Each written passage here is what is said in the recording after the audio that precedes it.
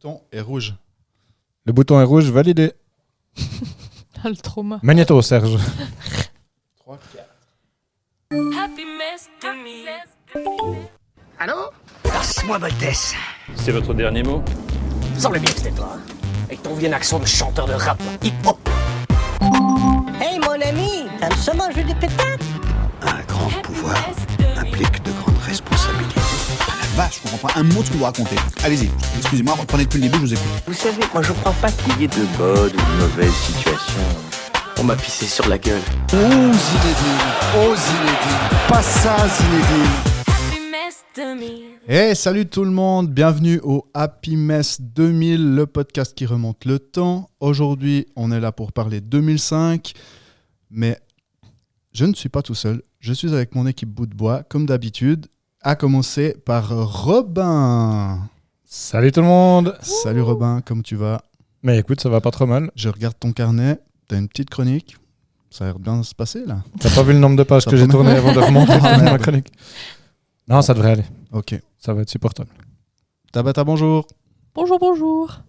La forme, il paraît que toi tu t'es pris à la dernière minute par contre. Ouais, j'avoue que j'ai un peu repoussé le moment de l'écriture de ma chronique jusqu'à ce matin 8h.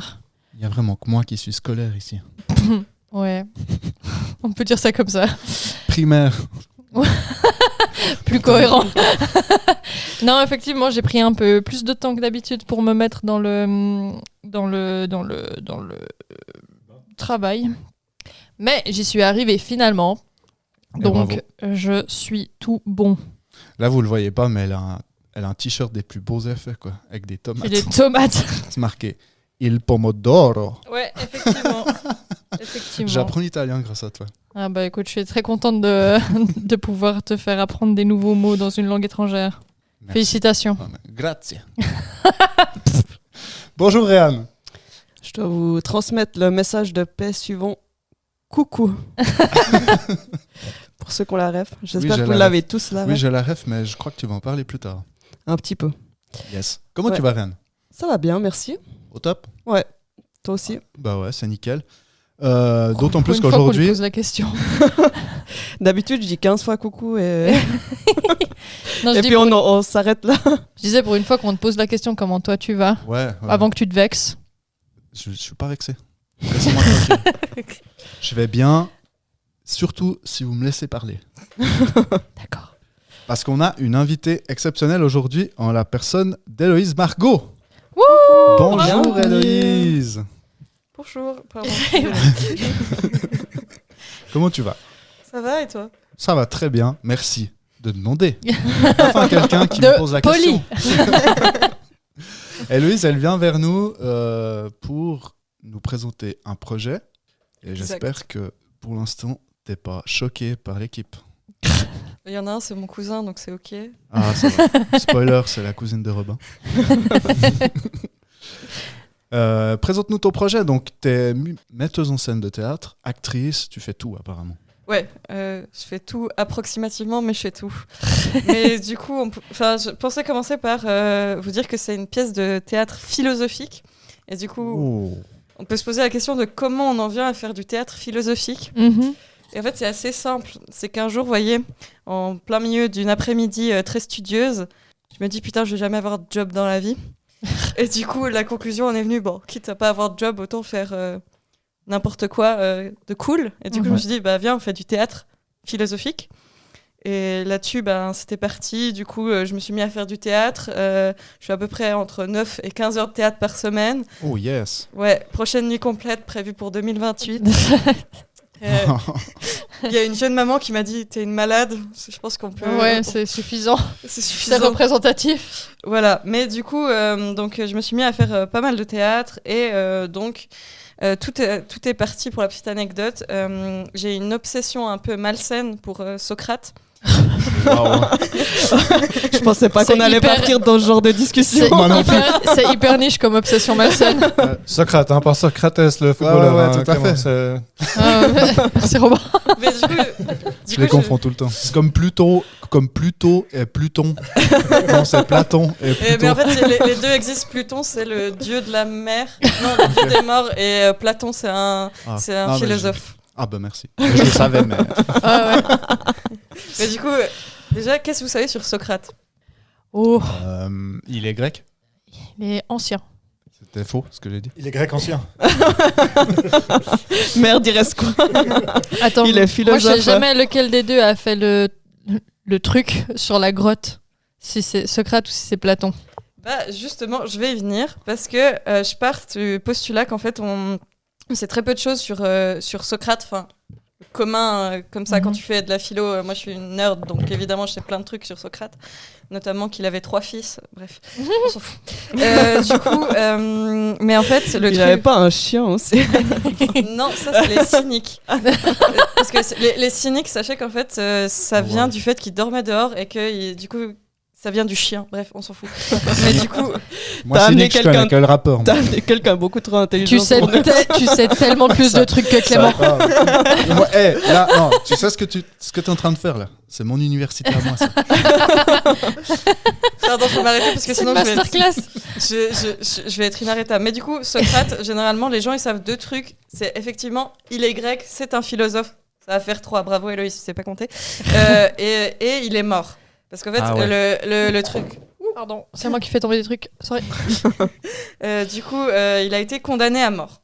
Oh. Et du coup, j'ai vu sur scène, parce que du coup, le petit truc, c'est que Platon, c'est bien le type de la caverne. Ouais, ok. Mais en J'ai fait, dit la grotte. Rappelez-vous. Voilà. C'est une grotte aussi. Et, C'est quoi la différence entre une grotte et une taverne? une Caverne. La taverne et ça va boire. Oh Ah, y a putain. rien qui va. Laissez On est Héloïse parler. désolé, Héloïse. Et je vous signale que moi, Jean-Michel à peu près. moi, je suis à... Moi, je suis à l'école. Et. C'est la première fois que Ouais, t'as un Moi, susmoule. j'étais à l'école avec Clément, c'était pas comme ça. Bah, c'est pour ça.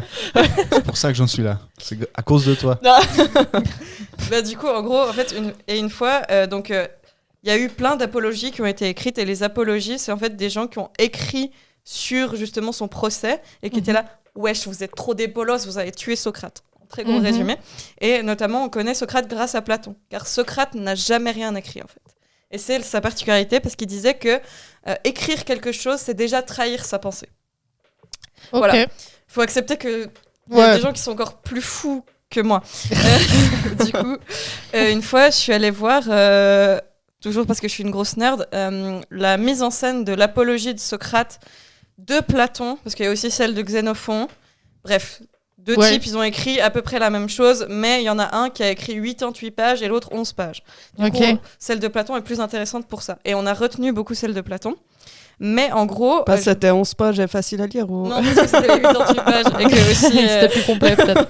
et qu'aussi, le monde de la philosophie occidentale a un problème avec Platon. Il y a un Gulu qui a dit une fois, genre, de toute façon, la philosophie occidentale, c'est qu'une note de bas de page à Platon. Ça fait 7 ans que je fais de la philo, j'ai toujours pas compris pourquoi il a dit ça. Ok. Bref, peut-être je suis con, hein, c'est pas exclu. C'était Michel Houellebecq qui a dit ça. C'est pas impossible. Mais du coup, en gros, je suis allée voir donc, cette mise en scène et on m'avait vendu un truc de fou malade, que c'était joué en grec ancien et tout. J'étais là, vas-y, trop bien. Je me suis fait chier. J'ai pensé à mes courses et j'ai eu le temps de refaire toute ma vie. Parce qu'en gros, le problème, c'est que du coup, il le jouait en grec ancien. Donc c'est qui va venir ? Bah, des gros nerds comme moi. Et du coup, l'apologie, on l'a soupé. Je l'ai lu 15 fois, l'apologie. Okay. C'est bon, je sais ce qu'il y a dedans. Bref. Et du coup, jouer que le texte, ça a aucun intérêt. Vu que, du coup, c'est des gens qui connaissent déjà. Ouais. Mais le jouer en grec ancien, c'est pas des gens du commun des mortels qui vont venir. Bref, c'était atroce. Et ça m'a tellement mis en colère que le soir, j'ai pris une bière et j'ai fait à mes potes. Et vous savez quoi ? C'était tellement nul que je vais faire ma propre version. Ah, c'est cool. Là, ça. Voilà. Bon, c'est dommage que ce soit la colère qui soit le déclencheur de tout ça, mais c'est vachement chouette. Puis comme tu devais être seule dans la salle, je pense que c'est la seule qui peut faire ça après.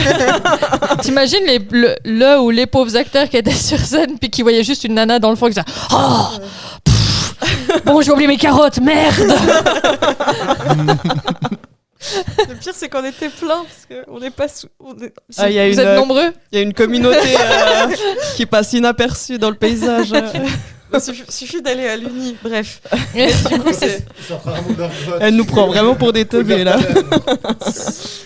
Non, mais c'était T'as plus une compris, blague. Clément? Il suffit d'aller à l'Uni. Hein. Je vais faire un podcast en grec ancien. Ah, ça va être quelque chose. Moi, j'avais fait grec ancien à l'école primaire. Cool. Bah, tu peux aller voir la pièce dont Héloïse nous parle. Mais du coup, c'est comme ça qu'est née la pièce que j'ai nommée à grand-peine et grand débat avec mes comédiens, Acquitté ou l'apologie revisitée. Ok. Et du coup, en fait, parce que je suis obsédée par Socrate, mais je suis surtout obsédée par sa mort. Parce que ce qui me fascine dans ce fait, c'est que comme il a rien écrit et qu'on a écrit que postérieurement, je crois que l'apologie de Platon, là je vais peut-être dire une connerie, donc prenez pas ça pour vérité acquise. Oh, ici il n'y a jamais de vérité acquise, t'inquiète. Mais du coup, je crois que Platon écrit sa version plus de 10 ans plus tard. Okay. Et Xénophon, lui aussi, mais en plus, ce bolos, je suis désolée, il n'y a pas d'autre mot, il était même pas là le jour du procès. Et du coup, il a pompé ce qu'a dit Platon. Et il s'est fait... Et c'est Hermogène d'Hipponikos. Je sais pas pourquoi il s'appelle comme ça, hein, cherchez pas. Qui, en fait, était son témoin pendant le procès. Et du coup, lui, c'est qu'un truc... En gros, c'est... Hermogène qui a raconté à Xénophon, et Xénophon il a lu l'apologie de Platon et il a fait sa propre apologie. Ok, donc il s'est un peu attribué le travail des autres. Mais pas vraiment, puis à l'époque c'était pas tout à fait comme ça. Mais il y a aussi, je voulais prendre un troisième auteur qui est Aristophane, qui est un auteur de comédie. Qu'est-ce qui te fait marrer ? Les noms. Je les retiendrai jamais. T'as déjà tout oublié ? Non, pas tout. Aristophane, Xénophon, Platon. Ouais, ça va, Socrate. c'est pas mal, c'est bien. C'est bien, mais... C'est bien, t'as un bon ratio. C'est, franchement, c'est cool. Tabata. Bien, ouais. Mais du coup, Aristophane, lui, c'est un auteur de comédie. Et c'est vraiment... Bah, on parlait de Fatal avant de débuter l'enregistrement. Bah, Qui est un autre philosophe, hein. Précisons-le. Hein. Alors, Aristophane n'est pas philosophe. Aristophane est dramaturge et comique. Et justement, lui, son domaine de prédilection, c'est tout ce qui est en dessous de la ceinture. Et en gros, Aristophane... ça plaît un truc à dire, Clément, je le sais. Non, je vais faire un jeu de mots, genre Aristophane de Quéquette. Elle est pas mal, hein. Ça va. C'est ok, ça passe. Ça fait sourire. Moi, franchement, ça m'a bien fait rire. Mais dites-vous, pour vous donner un peu le personnage, il a écrit une comédie qui s'appelle Lysistrata, où en gros, c'est... il y a trop de guerres dans une ville, c'est sûrement Athènes, la ville. Anyway. Mais Aristophane, du coup, il dit que les femmes en avaient marre que les maris fassent tout le temps la guerre. Et du coup, qu'est-ce qu'elles ont fait ? Elles ont fait la grève du sexe. Ah, yes. Voilà. La grève du sexe. Du coup, c'est ce genre de type. Et il a écrit une pièce qui s'appelle Les Nuées, où en gros, pendant 1h30, il se fout la gueule de Socrate. Ok. De la gueule de Socrate. Et du coup, je me suis dit, c'est méga intéressant parce qu'en fait, on est tout le temps en train de dire ce qu'a fait Socrate, ce qu'il aurait fait en fait. Et on se base sur ces textes. Hein. Arendt, Heidegger, un tas de noms. Vous voyez, la plupart des philosophes que vous connaissez, en fait, parlent de Socrate, en se référant aux textes que d'autres gens ont écrits sur lui. Ouais, mais okay. En fait, c'est un peu... Je trouve qu'il y a une forme de violence, à quelque part. Enfin, il est mort, donc on s'en fout, mais il y a une forme de violence parce que, bah, du coup, on lui fait dire des choses qu'il a peut-être jamais dites. Ouais. Et je suis passionnée par ce côté. Et du coup, en fait, je voulais un peu interroger ça en faisant, en fait, le procès... Donc c'est bien le procès de Socrate, parce que le but, c'est que les gens qui n'ont jamais fait de philo se fassent pas chier à crever et qu'ils comprennent un peu de quoi il est question. Mais aussi d'interroger, en fait, à quel point... qu'est-ce qu'on a fait de Socrate, nous, la postérité lettrée et surtout la postérité philosophique. Et c'est ça qui m'intéresse un peu. Et en plus, j'ai la chance d'être entourée de fous malades aussi talentueux que moi. Enfin, si je suis talentueuse, mais on va dire que je suis talentueuse. Oui. Et du coup... En fait, déjà, j'ai une traduction originale de l'apologie, parce qu'une fois, j'ai parlé avec une pote, une nerd aussi de grec, là, et elle a tout retraduit exprès pour moi. Waouh. Et du coup, j'ai une traduction originale. La copine. Ouais. Et du coup, voilà. Mais pour parler un peu de qu'est-ce qu'il est question, en fait, dans cette pièce, c'est que, en gros, nous voyons Socrate. Socrate nous apparaît, et là, un homme apparaît et l'accuse. Socrate meurt. Ok. Et ensuite, nous allons à rebours. Comprendre ce qui s'est passé avant. Comment il est mort. Ok. Je crois qu'on a perdu Clément, il Socrate la tête. Je m'ocrate la tête. Ouais. C'est pas faux. Non, mais c'est excellent. Ouais. Et le but, c'est d'attirer les gens qui connaissent pas non plus le sujet. Ouais, par exemple, moi. Ouais, j'espère que tu pourrais passer un bon moment, mais après, je sais pas, parce que comme moi, je suis vraiment très très nerd de mon truc, je trouve ça trop génial. Mais après, je sais pas si les gens qui... Bah, ça dépend de quel est ton public cible, en fait. Bah, un peu ça la question. Un peu les deux. Enfin, parce que du coup, c'est plutôt les gens qui connaissent Socrate à l'origine. Mhm. Mais je l'ai écrite pour que du coup, un peu toutes les questions poussées, on va dire, existent. C'est des questions générales, Ouais. guillemets, existentielles. C'est ça, et que du coup, mais que les questions plus poussées... En gros, le fond de mon propos sera peut-être compréhensible que par mes potes qui font de la philo avec moi. Ok. Mais mon but, c'est quand même que esthétiquement et de manière dramaturgique, les autres personnes se fassent pas chier. Ok. Le but, c'est ça. Et que, quand même, ce que j'ai eu comme écho, c'est que si on regarde la pièce en entier, on a quand même une idée de ce qui se passe dans l'apologie. Ok. Ouais. Et du coup, Il y a une forme de vulgarisation. Oui, très clairement. Ok, bah cool. Enfin, c'est vachement bien C'est comme parfait. travail à faire. J'adore. quand c'est Une espèce de vulgaire. double lecture comme un film Pixar qui peut plaire aux enfants puis aux adultes, quoi. On serait un peu dans le rôle des enfants. Je pense qu'on a 3 ans et demi. Bah, Ouais, c'est un peu ça. après, ça dépend un Les peu. couleurs. Un peu sur quoi, sur quel point, mais je pense que c'est une pièce qui peut clairement plaire à beaucoup de gens. Enfin, j'espère. Moi, elle me plaît en tout cas. Et aussi, ça, faut quand même que je vous dise, parce qu'avant, je vous disais que je suis pas drôle. Et en fait, le truc, c'est que pour valider cette pièce, parce que je le fais dans le cadre de mes cours, longue histoire, mais en gros, je peux valider un travail de truc machin. Voilà, Ouais, avec voilà. ça. Et tant mieux, parce que c'est vachement Je plus- vulgarise C'est moi aussi. c'est vraiment le mot technique. Mais du coup, comme ça, c'est. Là, je leur montre un petit carnet. C'est mon 4e carnet et il va y en avoir un 5e et un 6e de notes de mise en scène. Ok. Et il y a encore tout le texte que j'écris. Bref, c'est un travail de fou. Et du coup, en fait, le séminaire auquel j'ai rattaché ma pièce, c'est l'humour en philosophie. Ok. Ah ouais, Mais ouais. je suis toujours pas drôle. Hein. Sachez que la dernière répète, on a fait la scène finale. J'ai fait pleurer 3 de mes comédiens.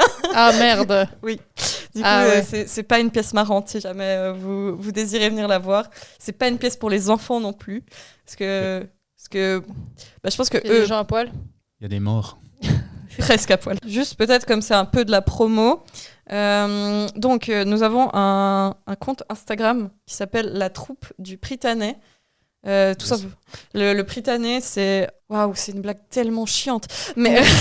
Mais du coup, le Prytanée, en fait, c'est là où sont nourris les gens qui ont gagné les Jeux Olympiques en Grèce ancienne. Ok.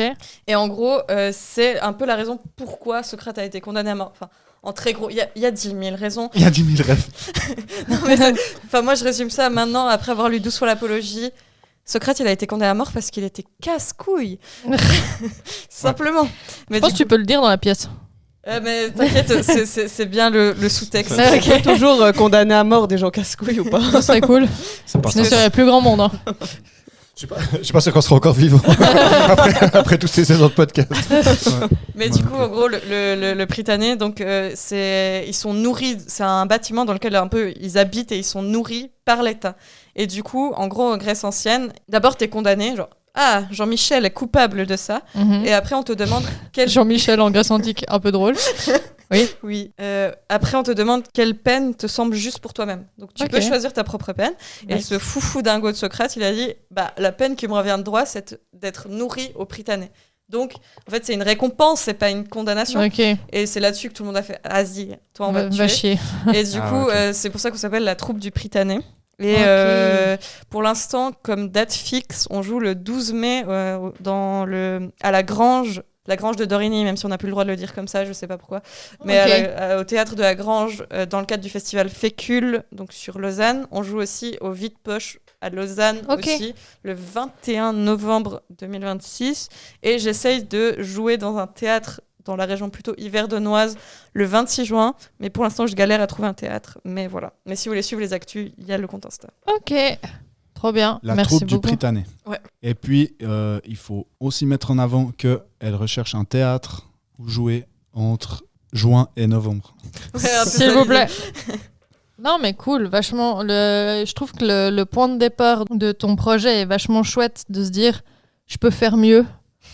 Non, mais en vrai, Mais c'est vrai. c'est vachement cool parce que à titre personnel, j'ai eu beaucoup de fois ce sentiment en regardant des œuvres ou des trucs comme ça où tu te dis ouais, mais moi je pourrais faire mieux que ça. Mais le fait de le mettre en branle et puis de vraiment le tenter, le faire et puis de se rendre compte aussi du travail que ça implique et puis de renoncer à des heures de sommeil pour un projet artistique comme ça, c'est hyper admirable et puis tu peux déjà être super contente de toi pour tout ce que tu as fait jusque-là, quoi. C'est vachement cool. Bravo. Merci beaucoup. Yes, bravo. Nous, on adore mettre en avant l'art, quoi. Si moi, je suis un hyper mauvais en tout ce qui est musique, peinture, tout ce que tu veux, mais j'aime bien ça, quoi. La créativité, c'est hyper important. Et puis quand on a la conviction de mettre l'énergie à faire ces trucs, c'est top. On te souhaite plus de succès dans ta pièce que nous dans notre podcast.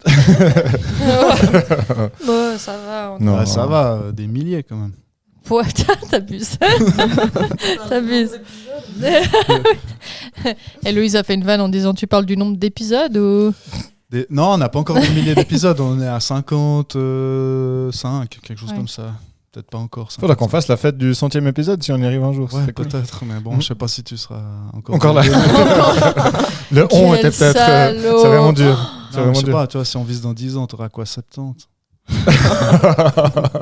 Non, mais en tout cas, c'était bien de t'arrêter avant ton dans tous les cas, pour la pièce de Héloïse, on mettra toutes les informations sous les vidéos, les descriptions, etc. Mais allons soutenir des chouettes projets comme ça yes, à fond. Du terroir. Yes. Et puis, on espère que tu auras aussi du plaisir avec nous pour la suite de l'épisode. C'est tout en ordre pour toi? Oui, super. Yes. Dis bonjour au micro. Bonjour au micro. On va passer donc à la suite. Yep.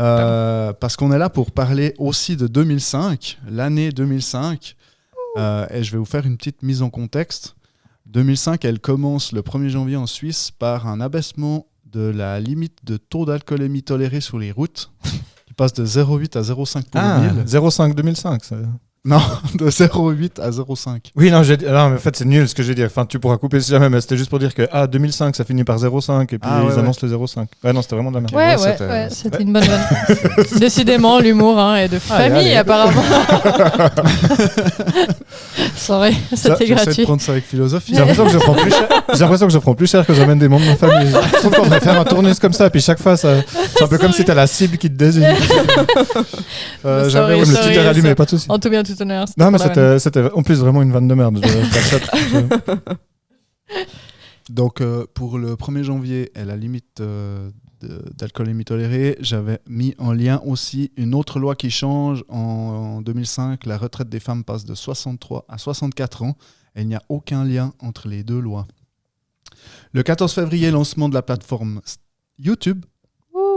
En mars, après 95 ans d'interdiction, l'absinthe est à nouveau légalisée en Suisse. En 2005. C'est fou que ce soit seulement à ce moment-là. Ouais. C'est tard. Hein, c'est pour ça que je l'ai noté, parce que j'ai trouvé que c'était tard. Ah, tu notes des... Ouais, je note des petits Tu prends des notes fun facts. En 2005, c'est aussi l'année du décès du pape Jean-Paul II, qui sera remplacé par Benoît XVI quelques semaines plus tard. C'est le premier vol de l'Airbus A380. C'est aussi en juillet... Le 1er juillet à midi, Radio Framboise disparaît pour devenir Rouge FM. Ouais, Radio Framboise. Radio Framboise, moi j'ai... Ouais. Avec les Patriotes. C'est drôle. Jamais c'était Rouge FM, les Patriotes. Je sais plus. Les Patriotes, c'est moi qui Yvan Fraser, c'était trop bien à midi. Ouais, c'était une émission de radio culte, que moi je l'écoutais. Je pense pas que Fraser il pouvait être à Framboise parce qu'il y avait un conflit de fruits. Framboise et fraises. Ok. Bon. Je suis désolé, j'ai fait un peu Il est on fire, Robin. J'ai bouffé Coluche ce matin. Ouais, c'est chaud. En août, l'ouragan Katrina touche les États-Unis, notamment en Louisiane et au Mississippi, faisant plusieurs centaines de victimes et d'énormes dégâts. Donc il y avait vraiment des grosses inondations parce qu'il y a une digue qui a cédé. Pontchartrain, j'ai marqué. J'ai des notes un peu. Pontchartrain. Pour savoir s'il y a du vent, il faut mettre son doigt dans le cul du coq. Ta gueule. Ta gueule avec tes références de cadoc de merde. Tout ça parce que Kaamelott, c'est de 2005. Merde. Bon, la digue du cul. Le 31 octobre, lancement du quotidien gratuit Le Matin Bleu. Moi, je l'ai noté parce que c'était une révolution. J'ai pu faire un petit nombre de sudoku à l'Uni. Moi, je voyageais en train et en bus à l'époque et il y en avait partout. C'était un désastre écologique, ces journaux gratuits. C'est vrai. Oui. Les premières années, le sol était jonché de journaux. Ah, mais même les quoi. dernières années, c'était. C'est vrai. Enfin, même moi, quand j'étais petite, puis que j'allais à l'école, appris des années plus tard, avant qu'ils arrêtent justement le matin bleu, puis il y avait le 20 minutes dans 2 cassettes séparées, t'en avais, mais partout. Partout. Dès qu'il y avait des gosses qui passaient par là, c'était foutu de toute façon. Ensuite, à la fin de l'année, en novembre, une première mondiale en France, une femme s'est fait greffer un visage suite à une morsure par un chien. Ok. Voilà. Ça me dit quelque chose, tu sais. C'est la première fois que ça a été fait. Ensuite, des notes sportives. Rafael Nadal remporte son premier Roland-Garros. Fernando Alonso devient champion du monde de Formule 1. Fun fact, il est encore pilote de Formule 1 en 2026. Ouais, c'est violent. Hein. Donc il a 43 ans, ou je sais plus quel âge.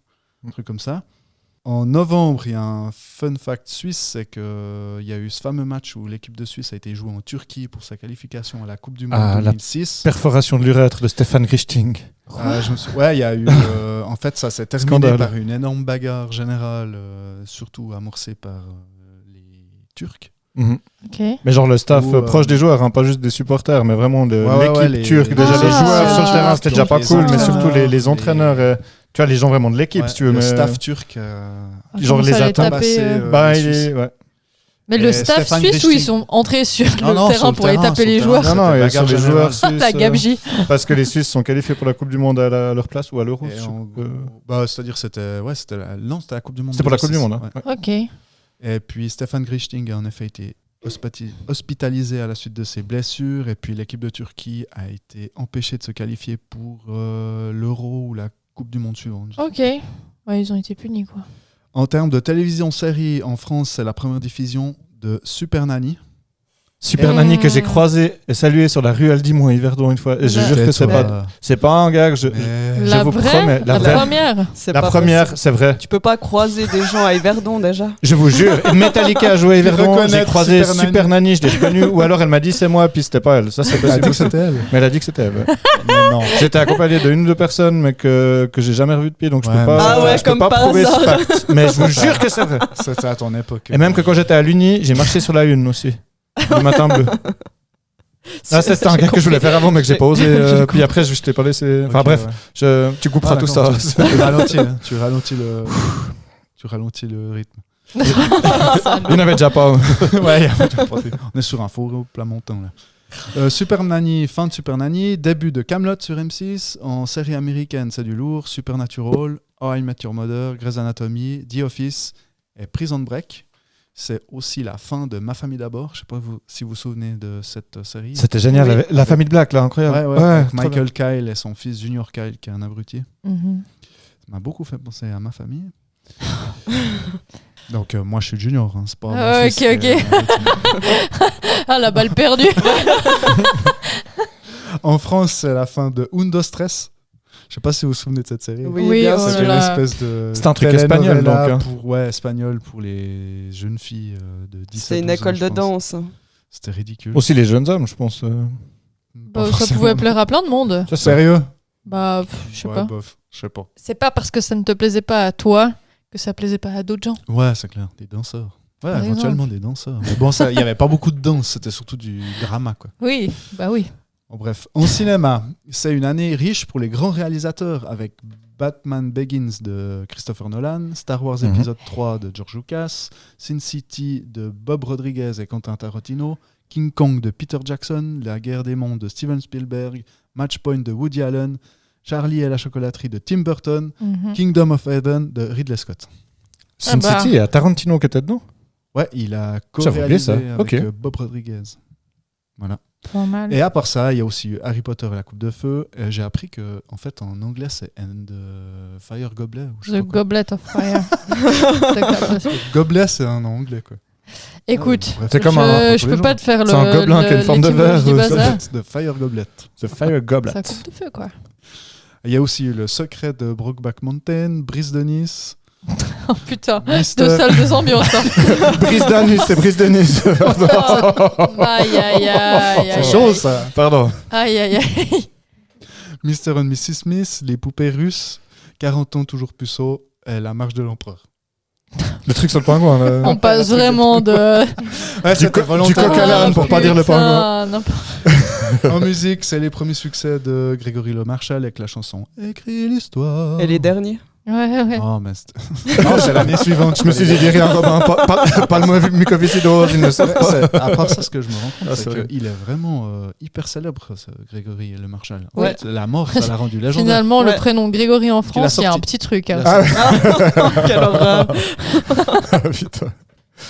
Pardon. Comme quoi, mourir, c'est une bonne technique de com. Ouais, non, c'est vrai. Peut-être que le le combo. podcast, il sera hyper populaire quand je serai mort.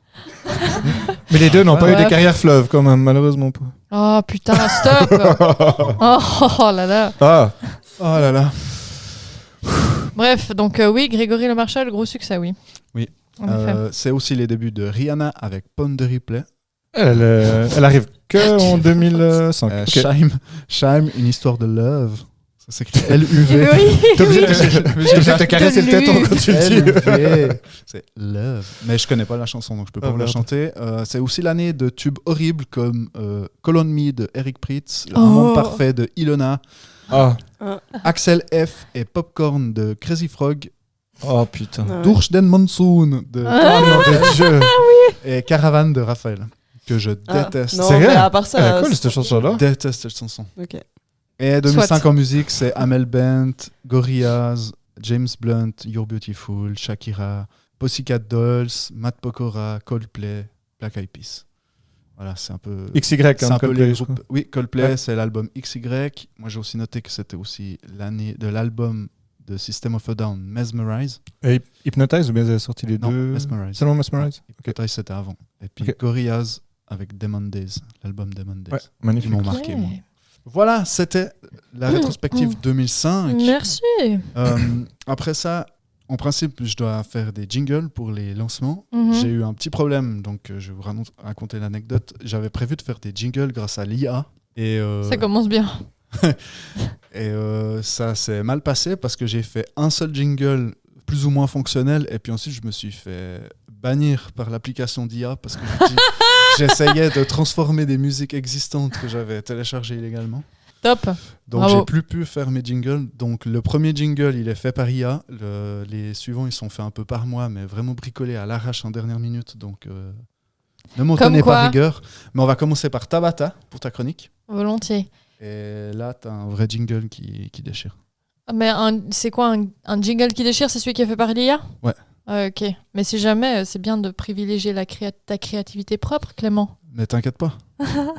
T'inquiète pas. J'ose pas imaginer. On peut combiner les deux. Ouais, ok. À toi. C'est ta bataille, sa chronique, oye. Ça va bouger et rigoler, oye.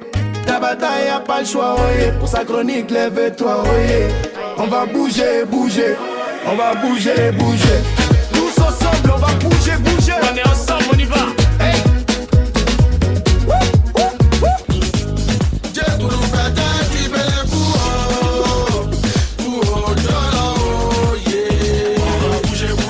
On va bouger. Ça a merdé. Oui. Je me suis fait striker. Débrouille-toi avec ça. Tu m'étonnes que tu t'es fait striker. Eh ben, je vais donc commencer ma chronique On va bouger ou pas? Oh non, non, je pense pas. Enfin, vous pouvez, hein, mais ça va juste être inconfortable pour vous. Bref. En 2005, j'avais 9 ans. Étant l'aîné de ma famille de 4 enfants et ma maman ne voulant pas différer nos heures de coucher, je devais aller au lit super tôt pour mon âge. J'avais réussi à m'en accommoder jusque-là, sauf que, un vendredi soir de 2005, je me suis glissée hors de mon lit. Il devait être 9h du soir, je n'arrivais pas à dormir, alors je suis descendue dans le salon pour aller en informer ma maman. Elle était en train de regarder sur la chaîne de la TSR les tout premiers épisodes d'une série américaine sortie en 2004 aux US et qui avait connu là-bas un franc succès, Desperate Housewives. Comme visiblement l'âge n'était qu'un chiffre pour ma mère, elle m'a proposé de regarder cette série ensemble. Sur le moment, j'étais super contente, mais avec un peu de recul, j'étais peut-être une chouille jeune pour tout ce à quoi j'allais assister. J'ai donc découvert, en même temps que ma maman, les personnages, mais surtout les femmes hautes en couleur de Wisteria Lane. Je me souviens que j'adorais Suzanne, la romantique, mais néanmoins gourde, maladroite et irresponsable. Il y avait aussi Lynette, la mère de famille dépassée par ses 5 enfants. Je dis 5 enfants parce qu'elle en avait bien 4, mais j'inclus aussi son mari, le prototype de l'homme-enfant. Étonnamment, ce n'est pas Lynette qui me faisait le plus penser à ma mère, mais bien Brie Van de Kamp, la perfectionniste obsessionnelle et fan d'armes.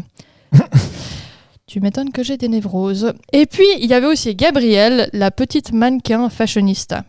C'est elle, d'ailleurs, que j'ai vue en premier sur la télé de mes parents ce soir de 2005. Elle était en train de tromper allègrement son mari avec le jardinier, ce qui annonçait pas mal la suite. Parce que oui, la première saison débute avec le suicide de Marie-Alice Young, ce qui aurait déjà dû être en soi un indice suffisant pour se dire que c'était pas adapté pour une fille de 9 ans, mais qui constituait aussi le premier grand mystère de Wisteria Lane. Entre meurtre, séquestration, prise d'otages, catastrophes naturelles et mensonges, les saisons suivantes auront au moins eu l'avantage de me préparer à un univers d'adultes plein de drames, mais aussi plein d'humour. Même si j'étais remuée par certaines scènes hard, comme par exemple une fusillade dans un supermarché, je me rappelle tout aussi bien des situations assez drôles qui arrivaient à nos héroïnes, des moments gênants ou des dialogues assez fins.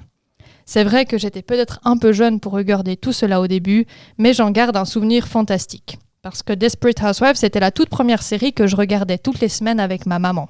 J'adorais notre petit rendez-vous du vendredi. On avait d'ailleurs tellement hâte de découvrir la suite qu'on se ruait sur le magazine. Vous vous rappelez du TV Guide ? Bien sûr, le TV Voilà. Guide. Télétop Matin ou TV Guide, il y en avait au minimum un au chiottes systématiquement. Et ben là-dedans, on pouvait lire un rapide pitch de l'épisode qui nous attendait dans la semaine. Et puis du coup, on se nourrissait déjà de ça pour l'épisode qui allait arriver. Oh, wow. Bref, quelques saisons plus tard, un peu plus âgée et encore plus impatiente, c'est aussi la première série dont je téléchargeais des épisodes pour lesquels j'étais prête à regarder une version en anglais sous-titrée. Desperate Housewives a sûrement été le socle de mon goût pour les histoires mystérieuses pleines de secrets, dans un univers très proche du nôtre et sans éléments liés au fantastique. Alors, même s'il y aurait plein de choses à redire sur cette série, je me réjouis de la faire découvrir à ma filleule de 7 ans. Elle est plus que 2 ans à attendre. Merci beaucoup, j'ai terminé. Merci Tabata. Voilà. Moi, j'ai jamais vu Desperate Housewives. T'as pas regardé ? Non. J'ai déjà vu des extraits à la télé comme ça, mais j'ai pas suivi l'histoire. Je sais qu'il y a l'ex-femme de Tony Parker. Bah, c'est Eva Longoria, ouais. Ouais, oui. À un moment donné, d'ailleurs, le moment qu'on suivait... Non, alors il n'y a pas Tony Parker qui fait un happening, mais il y avait le moment où il y avait le nom de Eva Longoria qui changeait à l'écran, puis comme nous, on avait appris la séparation, on attendait le moment où il y avait le nom qui allait rechanger. C'était un peu le jeu du début avec ma daronne, comme quoi on avait vraiment besoin de moments entre nous, quoi. Ouais, c'était vachement cool. J'adorais cette série. D'ailleurs, je l'ai re-regardée, il y a effectivement beaucoup de trucs problématiques, figurez-vous. Surtout Tom Scavo, qui est le fameux homme-enfant, qui est hyper irresponsable et qui en fait qu'à sa tronche, puis qui laisse toute la charge mentale à sa femme. Et je me souviens de ma mère qui était là, « Ah, il est super ce mec. J'aimerais bien un mec comme ça dans ma vie. » Et j'étais là, avec un peu de recul, faudrait peut-être reconsidérer tes options. C'est vrai qu'on est là pour parler des années 2000 dans le podcast, et puis on va pas se mentir que 2000 c'est un peu l'apogée du problématique. Putain, mais bon, il y a beaucoup de choses. Tu crois pas que le personnage était fait pour montrer que c'était un problème justement ? Ah non, je crois qu'il était plus dépeint comme un mec super. Hein. Tu sais, dans Modern Family, ils sont tous plus cons les uns que les autres, puis ils sont géniaux grâce à ça, quoi. Ouais. Puis ils font des trucs qui sont pas. Ils sont pas toujours ok. Ils sont pas toujours ok, quoi. Non, effectivement. Robin, je voulais te proposer de mettre le micro plus entre ta cousine et toi. Oui, je voulais le faire avant, puis j'ai oublié de le faire en fait. Parce que la pauvre, elle peut pas réagir. Quand on est au silence. La muselle. Surtout m'enlever le micro quand je vais dire une connerie. Ouais, c'est ça. À la limite, prends le micro. Non, mais voilà. Je vais pas dire autant de conneries que lui. C'est très bien. Bah, ça se trouve, vas-y, lâche-toi. Tu vas pouvoir nous corriger sur certains trucs. Au moins, ça changera. Tu fais pas de gags racistes sur les Chinois ? Bah alors, c'est bon. Pas sur les Chinois. Bon, alors ça va. Non, mais voilà, quoi. Bonne série qu'on peut... Qu'est-ce que vous allez dire encore ? Monsieur. On va venir. Du coup, maintenant, Robin, on voit quand tu vas dire une merde. Le truc, c'est que j'allais m'arrêter en fait parce que je voulais dire pas de propos xénophobes ou je sais pas quoi, mais je suis même pas sûr que c'était le bon mot. Ouais, j'ai aussi. C'est le bon mot. Mais c'était pas un bon mot pour autre. On va passer à la chronique suivante qui est donc la chronique de Robin. Bah, désolé pour ça. Hein. Je vais essayer de faire pas trop long. Oh non, de Dieu. Oh, mais j'ai fait vraiment l'arracher.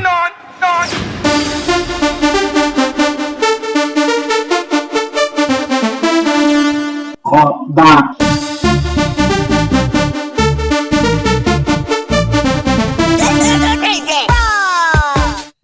crois que les versions live sont tellement mieux. Ouais, il va falloir que Non, t'es tu. je me reprenne. Ça va pas. Ah, le dérapage. On est sans voix. Tellement on peut s'attendre à tout de toi, mais là que ça a dépassé un level. C'est même plus médiocre, c'est affligeant. J'ai plus de mots. Ah bah, merci pour ta chronique, Robin, c'était super. T'as cassé Robin. Automne 2005. Alors que la vénérable PlayStation 2 est à l'automne de sa propre vie, sort en Amérique du Nord et au Japon, en octobre donc, ça sera en février 2006 en Europe, sort donc un Diamant Brut, une œuvre d'art vidéoludique qui représente un gros doigt d'honneur à la gueule de tous les mécréants qui pourraient encore penser que le jeu vidéo n'a pas sa place. Je le vois venir. Dans la classification des arts. Il va nous parler d'un truc que personne connaît, c'est sûr. Le nom, ouais, c'est facile Clément, je t'ai déjà donné le sujet. Ça va. Le nom de ce jeu, Shadow of the Colossus. Oh ouais. Wow. L'ombre du colosse. Ça vous parle pas certainement? Pas du tout. Peut-être Tabata, mais Oh non. Ok. Sorry. Donc c'est un jeu vidéo sorti sur PS2 en 2005, pour résumer ma petite intro. Le plan d'ouverture du jeu nous permet de découvrir son héros, du nom de Wander ou Vander. C'est déjà... Je sais pas comment le prononcer, de toute façon on l'entend pas. Wanderbra. Oh putain, même moi j'ose pas les faire celle-là. Non, Je t'es sais pas quoi te dire. C'est pas... T'as rien arrêté. Le héros qui... J'allais dire Wonder Woman, c'était encore un peu plus pourri, mais bref. Tout est pire. Hein. Ah là là. Donc ce jeune garçon Wander déambule dans un canyon escarpé, traversant divers paysages aussi somptueux les uns que les autres, en chevauchant son cheval agro. Oui, il est pas maigre, Clément. Parce qu'il est... Non, arrête. Ah mais merde. Ah non, mais il n'y a rien qui va. J'étais là. Parce qu'il est gros et aveugle, Wonder. Ah, Oh putain. Oh là là, pauvre Stewie. Ah, putain. Il n'est pas seul sur le cheval, ce Wonder. Il transporte à ses côtés un corps dans un linceul. Donc après être arrivé en face d'une grande porte gigantesque qui l'amène... Ah non, j'avais déjà mis gigantesque après, pardon. Donc une grande porte qui l'amène à un gigantesque pont en arche immémorielle. J'étais inspiré ce matin. Il est chaud, le gars. J'avais une grosse gueule de bois, j'ai noté tout ce qui me venait par la tête. Une espèce d'aqueduc... Ah putain, celle-là est belle. Une sorte d'aqueduc canalisant son enfoncement dans un univers onirique à la frontière... On dirait un exercice de logopédie. Ou une dictée. À la frontière du rêve et de la réalité. De merde. Il atteint finalement un sanctuaire, descend le long d'une structure en colimaçon, que j'ai pas su écrire juste, à mon avis, je l'ai quand même écrit, pour finalement découvrir une pièce immense, baignée par une lumière qui révèle en son sein, au fond, un magnifique hôtel. Il dépose le corps... On sent que c'est ludique. Hein. Un hôtel, attends. Pas un hôtel orthographié comment? A-U-T-E-L. Ah, ok, enfin, merci. si je l'écris juste. Oui. Voilà. Il dépose le corps et ôte le linceul, nous faisant découvrir la dépouille de sa bien-aimée. Donc ensuite, il se fait rapidement attaquer par des ombres menaçantes qui va en fait combattre en brandissant son épée, qui va s'illuminer magiquement et qui va les faire fuir. Et aussitôt à ce moment-là, une petite voix s'élève dans la pièce, une entité qui a un nom qu'on s'en fout, donc je ne l'ai pas noté, et qui va lui révéler que s'il désire ramener sa belle à la vie, il a une chance d'y arriver, mais minime, grâce à son épée, notamment qu'il vient de voir, et qui pourrait l'aider dans sa quête et accomplir cette prophétie. C'est vraiment l'année des épées magiques. Il y a Camelot. J'étais en train de dire calme-toi, Arthur. Il y a Star Wars épisode 3. Ouais, c'est vrai. C'est pas vraiment une épée, c'est un sabre. Ah ouais, d'accord.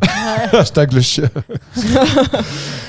Donc, la prophétie en question, c'est de détruire les 16 statues ou idoles, on va dire, qui sont en pierre et qui ornent la pièce dans laquelle le jeune homme se trouve et qui la soutiennent, et en fait qui sont intimement liées, ces 16 statues, à 16 colosses qui sont disséminés au sein de ce monde un peu décharné, dépouillé, dans lequel le jeune garçon évolue, un monde, il parle un peu d'interdit, un endroit où il n'est pas trop censé être, mais où il est. Au départ, dans le jeu, ils avaient prévu 48 colosses, les mecs. Ils sont redescendus à 24 puis 16, je pense par souci de temps et technique aussi. Mais les colosses, c'est ça. genre des monstres ou bien. Alors, je vais y venir. Donc, qui peuplent ces vastes terres, désolé. Mais si tu non, peux c'est aller intéressant. plus vite dans l'histoire. On est impatients de le connaître. Donc, Je l'ai coupé, il est perdu. c'est terrible. En brandissant perdu au ciel sa son épée magique, je fais le geste pour tout le monde, comme ça il le voit. Celle-ci, en fait, elle s'illumine et ça lui indique dans le vaste monde qui l'entoure dans quelle direction se trouve le prochain colosse à tuer. Le premier, là, en l'occurrence. Et du coup, tu pars défier le premier colosse comme ça. Et là, tu découvres un monde ouvert qui est vraiment très grand pour l'époque. La PS2, alors il y a eu les premiers GTA en 3D, GTA 3, Vice City et San Andreas, je crois, étaient aussi déjà sortis. Donc il y a déjà eu des grands mondes ouverts. Mais là, tu as un monde ouvert où vraiment tu peux aller à peu près partout où ton œil te porte. Et ça, c'est assez rare pour l'époque. À part, je pense GTA, c'est une bonne exception. Et du coup, tu découvres un monde immense qui est très bien fait techniquement aussi pour l'époque, mais en même temps épuré, désertique, avec une ambiance qui est assez folle parce qu'il y a une bande son qui est... En fait, il y a de la musique pendant les cinématiques ou quand tu vas t'approcher des colosses, mais quand tu te balades dans le monde, il n'y a aucun bruit, quoi. Genre le bruit de ton cheval, peut-être 2-3 bruits du gars quand il se déplace aussi à pied, le vent, les 2-3 animaux que tu vas croiser, mais c'est hyper silencieux. C'est pas angoissant un peu? Un peu, ouais. T'as ce côté un peu angoissant, un peu mélancolique aussi, une espèce de solitude triste, je dirais un peu presque. Ah, c'est ça, ludique. Sympa. Mais l'art, c'est pas forcément quelque chose qui est facile toujours. Ouais. Clairement. Je vais pas me lancer dans un cours de philosophie de comptoir. Je vais assez vite me faire clasher par ma cousine. Donc, je vais enchaîner. Donc, très silencieux en dehors des affrontements. Et ça renforce vraiment ce sentiment de solitude, la mélancolie, la tristesse qui se dégage un peu de cet univers. Parce que tu t'amuses beaucoup en jouant ce jeu. Mais tu t'y amuses quand même, ouais. Parce que quand tu arrives dans l'ombre du premier colosse, en fait, tu as une cinématique qui commence, et là, tu vois un espèce de gros rocher, comme ça, pour les trucs. Et en fait, ce gros rocher, il bouge, tu es là, waouh. Et en fait, tu réalises que c'est le pied du premier colosse, et le truc, il est genre, mais gigantesque, quoi.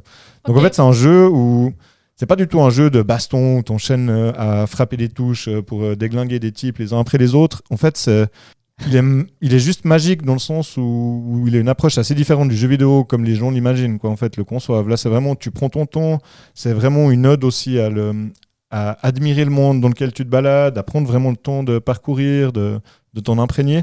Et les colosses, en fait, c'est des espèces d'énormes structures que tu dois d'abord commencer par escalader, comprendre leur pattern, donc ça veut dire quel mouvement il va faire répétitif pour voir la faille par laquelle tu vas pouvoir réussir à l'escalader ou comme ça. Souvent, c'est un enchaînement de choses que tu dois prendre un certain temps à appréhender pour maîtriser. Et après, c'est vraiment genre plus de la plateforme, en fait, où tu te déplaces en escaladant les touffes de poils du colosse, t'accrocher sur des espèces de corniches, te balader. Tout ça pour arriver, par exemple, sur le premier boss, où je suis allé revoir la vidéo pour me rappeler, où en gros, tu lui plantes une épée dans la tronche, et puis finalement, il tombe comme ça. En fait, c'est un énorme truc, mais qu'avec ton épée magique, tu déglingues en 2-2 du moment que tu as réussi à escalader la structure. C'est ça. Et en fait, des colosses, il y en a de différentes sortes. Là, le premier est humanoïde, mais après, il y en a pas mal qui sont inspirés d'animaux ou de créatures mythologiques, certains nagent, certains volent. Et vraiment, tu passes le plus clair de ton temps, finalement, à te balader dans ce monde, à chercher le suivant, et ensuite à appréhender comment le combattre. T'as des missions secondaires ou des trucs? Pas du tout, non. Alors, c'est intéressant ta question. C'est un jeu vraiment très... fait 4 heures à pied. Très épuré. Non, mais c'est ça. C'est hyper épuré. Justement. Tu demandais les animaux qu'il y a dedans. Il y a très peu de choses, mais je crois qu'il y a genre des poissons, des oiseaux, Important, des lézards, parce que les lézards, quand tu les chopes, ils te redonnent de la vitalité, je crois. Ça s'appelait comme ça. C'est en gros ton endurance qui te permet de tenir accroché au colosse plus longtemps avant de tomber ou quand il se secoue, comme ça. Tout à fait, Et je crois que tu peux bouffer des fruits pour... voilà, c'est ça. Et tu peux bouffer des fruits pour gagner de la vie. Parce que les fruits, c'est la vie. Les vitamines. Ouais, c'est ça. Et ouais, sinon, c'est assez basique. En fait, le héros, il a aussi un arc, mais genre, il a son cheval, son épée et son arc, et c'est tout ce qu'il a, quoi. Il a pas de flèche. Alors, je crois qu'il a quand même des flèches. C'est chiant quand même. Ça fait chier de trimballer ton arc tout du long, puis tu peux rien tirer avec. C'est moche, c'est chiant. Ton cheval, mais pas avec ton arc. Donc, il arrive à oxyre le premier colosse, et là, il y a une espèce de fumée noirâtre qui sort de la tête du colosse et qui vient envahir le jeune homme, en fait. Et du coup, en fait, au moment où il t'explique la prophétie, la petite créature, machin, là, le gars, la voix off, bref, dans le temple, il dit qu'il y a des idoles qui... la voix dans la chambre des idoles, qui lui avait révélé sa quête, lui dit aussi que ça impliquerait pour lui un lourd tribut à payer. en fait, d'accomplir sa quête. Et en fait, on réalise petit à petit, en tuant les colosses, que cette fumée noire qui sort des colosses à chaque fois, elle vient le ternir un peu. Et autant ça dulciné, je crois qu'elle change pas trop d'apparence, voire ça s'améliore.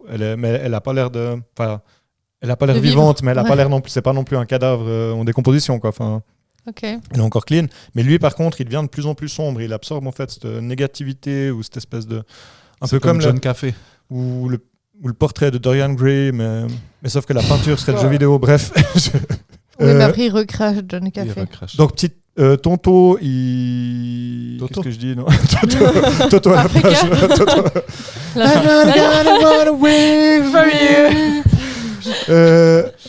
Cette chanson au fond de temps en temps. Donc, on avance. Ce périple va user petit à petit notre héros, comme les auditeurs de ce podcast.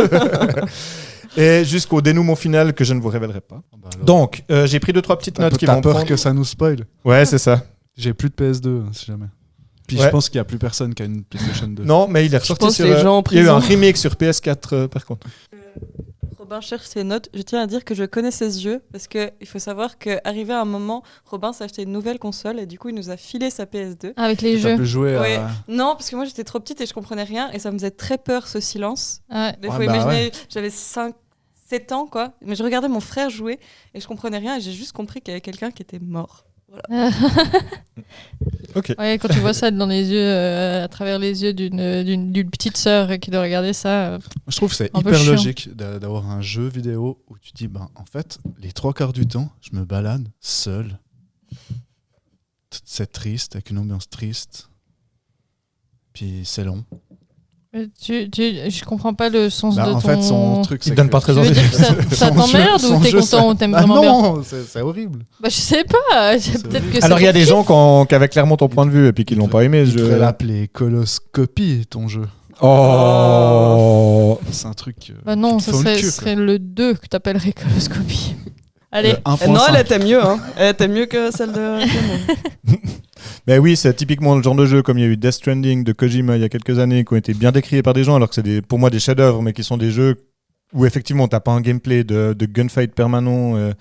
Typiquement Death Stranding, l'autre jeu que je cite, c'est une simulation de livraison DHL quoi, mais sauf que t'as un type dans des grandes plaines dans des beaux paysages de l'Islande, mais je pense d'ailleurs il a sûrement été pas mal inspiré par Shadow of the Colossus pour faire Death Stranding, mais bref, je vais arrêter parce que c'est pas le sujet, mais en gros, voilà. Des jeux audacieux et très intéressants et fichtrement bien foutus, mais qui plaisent pas Mais est-ce que si plus grand nombre. Quoi. tu découvres ça maintenant, Ouais. tu penses que tu trouves ça cool ou bien parce que ça évolue une chier les jeux vidéo et puis Alors- c'est difficile de faire jouer à des anciens jeux parce que t'as pas toute la mobilité que t'as dans les Oui, nouveaux alors jeux. effectivement, il avait un gameplay qui était déjà un peu particulier à l'époque. Il y a eu un remake qui est sorti en 2018. Donc j'ai encore pas fini ma chronique en fait, donc je vais continuer après. Sorry. Comme ça je donne 2-3 trucs, mais je vais pas donner trop d'infos. Mais juste en gros le jeu a été développé par la team ICO. Elle porte ce nom parce qu'ils ont sorti un premier jeu ICO, donc du nom de la team, où c'était un jeu en fait où là aussi des jeux qui plairaient pas au plus grand nombre parce que en gros t'es un jeune homme qui doit accompagner une petite fille dans un espèce de château au bord d'une Zelda. un peu ça, mais sauf que là la gamine tu l'as tout le temps accrochée à ta main et tu dois la lâcher, faire des combats, la relâcher, le genre de truc dans certains jeux quand c'est mal fait, ce jeu là c'était bien foutu, mais dans certains jeux mal faits, je sais pas, les Très Resident Evil ou des trucs comme ça peut vraiment être des situations chiantes ou handicapant, où l'autre il fait pas du tout ce que tu as envie, où tu claques 20 fois à cause de comment il était programmé et tout. Là c'était pas le cas, mais c'est vrai que c'est quand même, disons, un studio qui a fait vraiment des jeux très originaux. Ils ont sorti un dernier jeu qui s'appelait The Last Guardian sur PS4, ça a failli être une Arlésienne. Ce qu'ils appellent Arlésienne, c'est de ces jeux qu'ils annoncent beaucoup d'années avant, puis que tu as l'impression qu'ils sortiront jamais. Mais ils avaient quand même réussi à le sortir. Malheureusement, il n'avait pas eu autant de succès que les deux premiers qui ont été notés. Lui et Shadow of the Colossus, c'est des 18-19 sur 20. C'est un 37 sur 40 Famitsu. Donc, Famitsu, c'est un des plus grands sites au Japon de classement de jeux vidéo qui a mis quelques 40 sur 40, mais genre vraiment pas des masses. 37 sur 40, c'est déjà extrême. Donc c'est un jeu qui était hyper bien accueilli. Ok. Il y a quand même plu beaucoup à la critique. Alors après, ça veut pas dire que tous les fans de Call of Duty moyens ont aimé ce jeu. Tant mieux à la limite. Moi, Pourquoi tu me regardes? J'ai jamais joué à Call of Duty. J'ai jamais joué à Call of Duty pour une raison simple, c'est que j'ai toujours détesté les jeux anxiogènes. Ok. Donc j'ai joué qu'à des jeux de sport. Et au Mario. Même Mario, j'ai pas beaucoup. Ça te rend anxieux, toutes ces coups-là. C'est tuyau. Tous ces tuyaux. Ces coloscopies J'aime pas potentielles. les champignons. J'aime pas trop les champignons. Ah putain. La bande son, donc le jeu a été développé par un mec du nom de Fumito Ueda, le réalisateur. Donc la Team Ico, je voulais juste dire qu'après Shadow of the Colossus, The Last Guardian sorti sur PS4, ils ont fermé le studio en 2011, je crois. PlayStation l'a fermé, même si c'est un très bon studio, il faut avouer qu'ils avaient peut-être 3 jeux en 20 ans d'existence, c'était un peu short au niveau pour entrer dans les frais, j'imagine. C'était quand même des trucs un peu de niche, mais ça reste dommage. Donc Fumito Ueda, le directeur du jeu, compositeur des musiques Kou Otani, qui a fait un super boulot au niveau de la bande-son, qui est tantôt assez mélancolique, tantôt ça peut être assez épique sur les combats de Colosses. Ça se fait bien.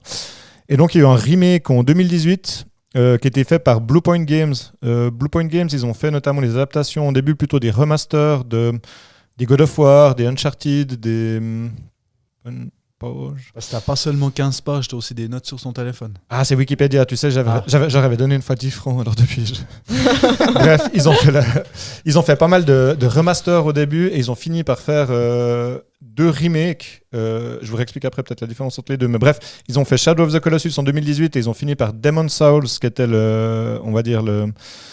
Demon's Souls, c'était le premier jeu des gars qui ont fait les Dark Souls après, qui étaient des jeux, les From Software, qui étaient des gens mythiques dans des jeux hyper durs. Mais bref, c'était un studio magique là, Bluepoint, et là c'est le petit coup de gueule du moment, c'est que Sony a annoncé en plus le jour de mon anniversaire, il y a une année ou deux, qu'ils fermaient le studio, alors que les gars ils ont fait que des boulots juste magiques jusque-là, quoi. Leur remake de Shadow of the Colossus, il est incroyable.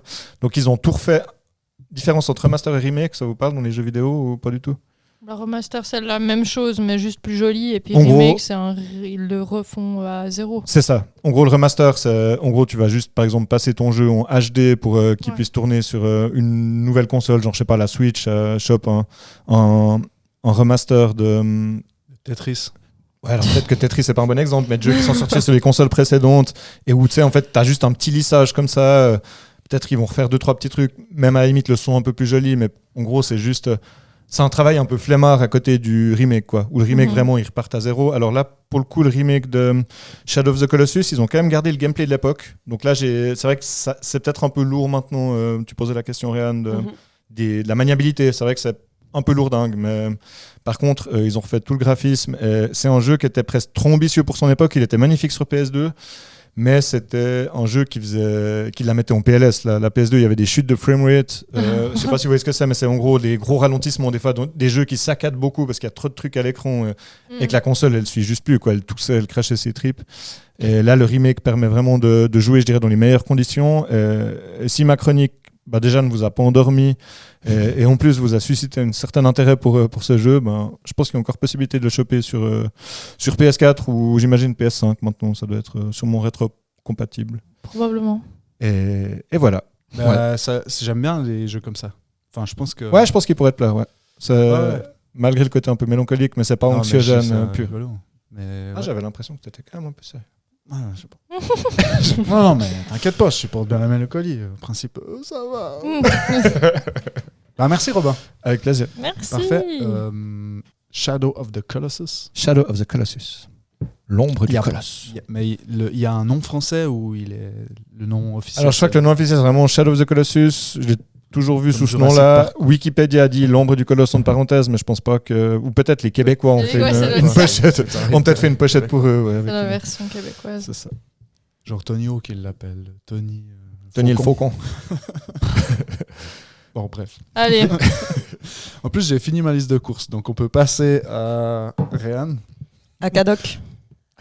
Elle est où la poulette? Elle va nous saouler. Bon. Allez, jingle pourri. T'en as marre? On envoie. T'en as marre? Parce que rien ne peut arriver,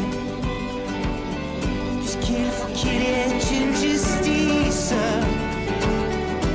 C'est la chronique de Réane. Mais nous partons, allez viens.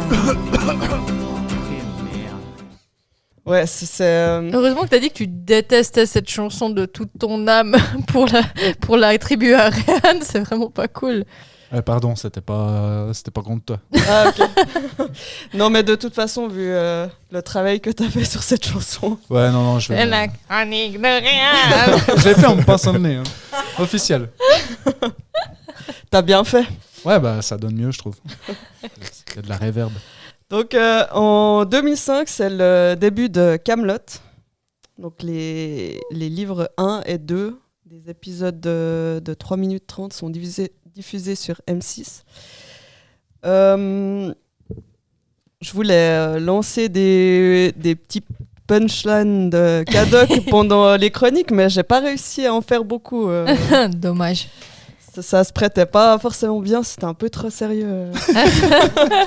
Tu voulais pas faire celle de pour savoir d'où vient le vent, faut mettre le doigt dans le cul du coq. Mais celle-là, je l'ai faite. C'est ça. C'est pour ça que je l'ai faite. C'est la seule que j'ai faite. Pardon. C'est pas grave, je les ferai à la fin. Attends, elle m'a amené au bord du lac pour me noyer. Mais ça, c'est pas dans c'est pas le début. livre 1 et 2. Ah, bon, pardon. On pourra en faire sur les prochaines années. Ouais, encore. d'accord. Ah, cool. T'en distilles un peu. Donc, mon personnage préféré, c'est Kadok. Si jamais. Oh, non. On a cru comprendre. C'est moins compliqué à comprendre aussi. C'est le frère à Caradoc. C'est pas le même que. C'est pas le même. Caradoc, c'est le gars brillant. Son frère à côté, c'est vraiment un gros con. Oui. C'est Perceval qui décrit Kadok. Ouais, exactement. Donc, Kadok, il est interprété par Brice Fournier. Il a fait plusieurs autres films que j'ai pas encore regardés, mais du coup, ça m'a donné envie de regarder. Je pense qu'il a des personnages sérieux, donc ouais, ça risque d'être un peu moins divertissant, tu penses? Ce sera pas la même personne. Mais il a joué dans À l'origine, qui a été nominé 11 fois au César en 2010. Et puis, il joue aussi dans La Meute, qui est aussi sorti en 2010. Ok. En fait, je vais pas. Assez parler de Kadok. Je vais pas faire ma chronique entière sur Kaamelott parce que je pense que tout le monde a déjà vu la série et s'il y a des gens qui l'ont pas encore vue, désolée pour vous, je sais pas quoi vous dire. Elle est gratos sur YouTube. Vous avez pas d'excuses pour commencer à la regarder. Oui. Et puis c'est les premiers épisodes, c'est 3 minutes, donc c'est pas une question de temps non plus. Donc allez voir. J'avoue que j'ai jamais vu en entier. C'est vrai? Ouais, tu connais quand même des mots. C'est top. Mais ça m'énervait de voir mon petit frangin se la regarder, je pense, 82 fois chaque épisode. Je crois que ça m'a saoulé. Puis les trompettes, elles sont saoulantes. Oui, ouais. Quand tu t'endors devant, ça te réveille. À une époque, il y avait une version sans trompette, mais je crois qu'elle est plus sur YouTube. Ah bon? Si, elle existe encore. J'ai fait un exposé universitaire sur Kaamelott, sachez-le. On a une spécialiste. Ah bah là, ça fait plaisir. Tu vas pas dire n'importe quoi. Bon bah Héloïse, je te passe le micro. Non, mais comme Kaamelott, ça a été diffusé entre 2005 et 2009, j'aurais peut-être d'autres occasions d'en reparler. On verra ça. Après, il y a encore les films. Après, il y a plein de choses à dire. Mais moi, je vais pas vous parler du coup de Kaamelott ni de Brice Fournier, mais je vais vous parler d'un autre Brice. Bryce the Nice. Brice Simon, le chanteur. Donc, pardonnant. Est-ce qu'on ferait pas tous les Brice? Donc après quand même quelques chroniques très intellectuelles, je trouve. Je vais vous parler vraiment du fond du panier. meilleur film de 2005. Donc le film, il est sorti, il a été créé, il est sorti en 2005. Si vous n'avez pas encore compris, c'est jamais. Il a été créé par Jem Hutt. Quoi? Je sais pas comment. Jem Hutt. On dirait un nom de personnage de Star Wars. Ouais, c'était pas. Je sais même pas ce qu'il a fait d'autre comme film. James Hutt. Et puis il est créé sur la base du personnage de Jean Dujardin. Donc Jean Dujardin, il a créé le personnage de Bryce the Nice dans les années 90. C'est juste, il faisait déjà des sketchs. Ouais. Oui, il l'a créé quand il était dans la troupe de Nous c'est nous. Ouais. Avec entre autres Bruno Salomon. Ouais. C'est Caius. Ouais. C'est Caius. Il vient de décéder en plus, Bruno Salomon. Ouais. Donc il a d'abord joué dans des cafés, des petites salles, puis en 1995 il a fait son sketch à la télé dans Graines de Star. Puis c'est là que ça a commencé. Ouais. Graine de star avec Laurent Aïe. Boyer. Aïe, aïe, aïe. Et puis voilà, c'est Vous là avez que tous gagné. Ouais, c'était ça. Exactement. c'est là que le personnage a commencé à être connu. Et le film, donc c'est pas le premier film dans lequel Jean Dujardin joue, mais c'est quand même dans les premiers. Et il a battu des records au box-office. C'est incroyable. Il devient très populaire dans les cours d'école. Mais Et ça, je me rappelle, mais même sans avoir... cassé. Ouais, on faisait ça tout le temps. Mais en fait, Bryce de Nice, il était hyper populaire dans les cours d'école déjà avant parce qu'il faisait des petites vidéos qu'on se filait sur des clés USB ou comme ça. Ok. Non, je te jure. Désolée. Ou que C'est le tu... concept de la clé USB qui me fait rire. Il y avait le début de YouTube, il y avait peut-être des petites vidéos comme ça sur Internet, mais on pouvait voir des petits sketchs comme ça. Et en fait, quand le film est sorti, Bryce était déjà connu, le personnage. C'est aussi pour ça que ça... Mais Je pense que c'était bien dans marché. un C'est ça que truc ça de a promo. fait qu'il y a eu autant de Le buzz vues. autour. Ouais. Parce que je pense pas que c'est le bouche à oreille après Non. le film qui a fait que les gens vont le voir. Ouais. Et il y a aussi la chanson, le casse de Bryce. Ah oui. C'est juste. C'est le casse Bryce. Donne-moi du cash. Be nice. Oui, c'est Bryce. Ouais, c'est juste. Il est devenu disque d'or. Il s'est vendu à 250 000 exemplaires. Ah, dingue. Excellent. C'est- Un petit sondage, Héloïse, tu l'as vu, Bryce de Nice? Évidemment, et on disait encore je t'ai cassé dans la cour de récré. Mais non. Toi, ça resté longtemps. Oui. Parce que... Je rappelle que j'ai des cousins aussi qui viennent tout Ouais, droit c'est des ça. années Ouais. 90. C'est ça. Parce qu'Héloïse, c'est un bébé des années 2000. Donc, elle n'a pas toutes les références qu'on a, nous. En fait, elle les a toutes, mais elle les a vues après. Les ayant différés. Apparemment, grâce à ses cousins. Donc, le film, il débute dans la chambre de Brice Agostini. Il a un nom de famille. Hein. C'est dit dans le film? Agostini. Non, j'ai vu. Ah, c'est pas je The pense- Nice? Je pense que c'est. Denise. C'est peut-être dit parce que Salut, maman. son père, il passe dans les journaux à un moment donné. Ah, voilà. Donc peut-être il y a C'est le nom, sous-entendu. mais je sais pas exactement. Donc ça commence dans sa chambre, c'est un peu un monde comme l'univers de Barbie, mais tout en jaune, et puis il y a plein de rêves par rapport à ses cheveux blonds, par rapport à Sa jaune. brosse à dents avec la mèche. Là. Ouais, exactement. Ah, Je m'en putain, souviens. Ça me revient. Hein. Ça me revient. C'est, je sais pas, c'est même pas drôle. En fait, je sais C'est pas, absurde. c'est Absurde, Ouais, ouais, absurde. alors le film est très très absurde. Ah, Il faut putain, vraiment ouais. le regarder, je pense, dans cette optique-là. Je crois que le truc qui m'a fait le plus marrer, c'était le doigt de pied, quoi. Mais moi, je trouvais ça ouais. immonde. C'est immonde. Alors c'était deg, mais c'était marrant. Moi, ça, puis le serveur avec les Grisini. Là. Ah oui. Je me rappelle plus. Picore le. Ah oui, oui. Ah, Putain, je me rappelle. Aïe, aïe, aïe. Je crois pas que je me rappelle. Mais ça, aujourd'hui, Ça, c'est pas ok. il Tu peux plus picore faire. gentiment comme Mais il comme- limite. comme, Ouais, il imite il le limite, serveur mais, qui a un bec de lièvre. c'est Puis en du fait, violent. il Ah a oui, ouais, un c'est- bec d'oiseau. C'est C'est pas le serveur, c'est un gars qui mange à une table et, À côté. et lui-même Oh, putain. est serveur. Ah, lui est serveur, ouais, Ouais. c'est ça. Oui, oui. Heureusement que tu mais remets par les contre, points il sur le les i. fait hyper bien. Il arrive à déplacer sa lèvre supérieure hyper en avant. Il fait un peu le chameau. Ouais, tu vois, ouais, un peu, ouais. Aïe, C'est aïe, aïe. excellent. On l'a pas beaucoup mis en avant, mais Jean Dujardin, c'était un peu un humoriste à sketch avant. Oui. Ouais. Et puis c'est un peu ça qui l'a amené à la télé. Pour décrire la personne, si vous connaissez pas, toujours avec des shorts noirs, t-shirt jaune, basket jaune, des cheveux longs et blonds et une vraie dent de requin blanc faite en résine. Il se lève tous les jours pour aller attendre la vague dans la mer à Nice. La vague qui arrive jamais, mais il y a eu plusieurs années, dizaines d'années en arrière, une vague. Alors il attend cette vague qui devrait arriver à Nice un jour. Et il commence toujours sa journée par un entraînement à la casse, où il se met un petit enregistrement qui lui fait son entraînement.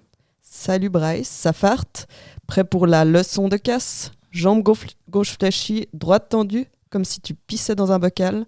Ah T'allonges oui, le c'est- bras, tu pars du nord-ouest pour arriver au sud-ouest sans toucher la Corse. Et tu casses, et tu casses, Sans et toucher tu la casses. Corse. Ça, même. C'était lourd. c'est juste- C'était... ouais. Putain. Ouais. Donc à part attendre la vague qui n'arrive jamais, Brice ou Bryce, je sais jamais comment faut Faut dire l'appeler. Bryce. On dit Bryce the Nice. Il regarde en boucle le film Point Break. Ah oui, c'est vrai. Ah oui, j'ai toujours pas vu. Faut que je- Ouais, moi faut que je regarde aussi, ça m'a donné envie. Peut-être ça va tout mettre en relief, puis on se dira en fait c'est trop bien Bryce de Nice. Peut-être, Tellement peut-être. intelligent. Ben, En fait, dans le C'est de la film, philosophie, il y a un agent du FBI qui s'infiltre dans le milieu du surf pour trouver une équipe de braqueurs de banque qui seraient également des surfeurs. Tu parles de Point Break, hein, donc. Ouais, exactement. Juste Non, parce que Bryce, c'est juste un gars avec un gros doigt de pied qui. Non, il se fait casser par Bryce. Mais il fait des casses aussi, mais pas les mêmes casses. Ouais. Il casse des gens. Ah. Je te casse. Ah ouais. Il organise aussi des soirées. Ah oui, c'est vrai. Je fais une yellow ce soir, ça te dirait de pas venir? Oui, parce que bien sûr que le thème de la soirée c'est yellow, quoi. C'est pas des... Et la chanson de Coldplay? Non, ça... Le sous-marin des Beatles. Allez, c'est bon. Je t'ai sauvé. Excuse-moi. C'était trop pointu. Désolé, j'ai... ouais, parce que Brice est un gros fils de riche. Et puis du coup, il organise des soirées dans la maison où il vit avec son père. Son père qui se fait finalement arrêter parce que il blanchit de l'argent sale pour la mafia. Et d'ailleurs, ils veulent arrêter Bryce au début, puis son père dit... Il est trop con. Ouais, exactement ça. Il sait rien parce que c'est un con. Ça se voit que c'est un con, ouais. Parce que son père, c'est un con. Non, Son Brice... père dit de Bryce, ça, ouais. Il sait rien parce que c'est un con. Ça se voit sur sa gueule. Puis du coup, les flics, ils disent, ouais, ça se voit. C'est bon, reste tranquille. Du coup, Bryce, il se retrouve tout seul, il n'a pas de famille, personne ne peut l'aider. Il y a Josie, la serveuse où il va tout le temps boire un verre, qui lui dit qu'il faut qu'il travaille. Puis il dit, mais c'est comment le travail? Parce que je connais le mot, j'ai un copain qui fait, mais je sais pas. Finalement, comme son film préféré, il veut faire un casse de banque. Mais personne ne le prend au sérieux. Finalement, il trouve un job de serveur. C'est là qu'il fait justement cette imitation avec sa lèvre supérieure. Elle allait le faire là. Ça sert à rien. Moi, je suis pas. En Non, podcast, je pense ça pas sert à rien, ouais. je pense que je suis pas capable de le faire.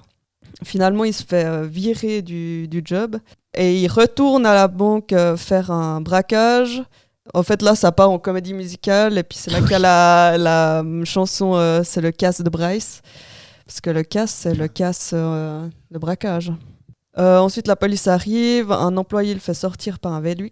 Il part en skate derrière une moto, puis il finit... On dirait une scène de taxi. Puis il finit dans un mur comme une grosse merde.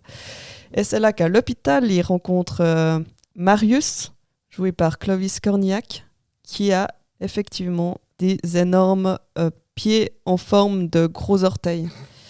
Voilà, c'est vraiment que là, le film part vraiment... Ah, c'est pas possible. Ouais, non, il n'y a plus rien qui va, enfin bref. Oh, bon. Il n'y a pas grand-chose qu'elle est avant. Ouais. Ouais. Du coup, là, ils partent de l'hôpital et puis ils partent de Nice. Là, Marius, il voit qu'il y a une compétition de surf à Osgore. Et du coup, il veut que Bryce fasse la compète pour gagner l'argent pour lui payer des pieds. C'est tellement logique. Ouais. Tout va bien. Il y a quand même une histoire. Hein. Il n'y a rien qui peut clocher. Ah bah heureusement qu'il y a au moins un Aucune fil rouge chance dans que cette ça histoire. merde. Donc sur place, il y a Igor d'Osgore, hein. Cherche pas, t'as tort, qui est joué par Bruno Salomon, qui dit également pas de violence, c'est les vacances. Ça, je pense que c'est aussi une phrase qu'on a répétée plusieurs fois. Mais ça vient vraiment de là? Je sais pas si ça vient de là. J'avais l'impression que ça existait d'avant, c'était ça? Mais ça venait des sketchs déjà, des petites vidéos. Ouais. Et puis évidemment, le jour de la compétition, Bryce, en rentrant dans l'eau, il se fait assommer par sa planche à la première vague. Du coup, il décide de rentrer à Nice. Là, le vent se lève, il y a une immense vague qui arrive à Nice. Ah ouais, putain. Et puis là, il se fait démonter par la vague, il s'échoue sur la plage, presque mort.